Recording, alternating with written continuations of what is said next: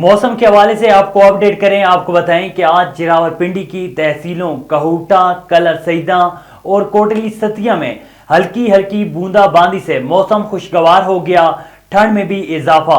कहूटा के शहरियों ने पुरफिजा मुकाम का रुख कर लिया और गर्म मशरूबात से लुत्फ अंदोज हो रहे हैं। कहूटा, कोटली सतिया और कलर सईदा में हल्की हल्की बूंदाबांदी का सिलसिला जारी है, जिससे कहूटा शहर और गिरदनवा में मौसम सर्द और सुहाना हो गया। लोगों ने बारिश को एंजॉय करने के लिए पुरफिजा मुकाम का रुख कर लिया, जहां पर गर्म मशरूबात और खूबसूरत नज़ारों से भी लुत्फ अंदोज हुए।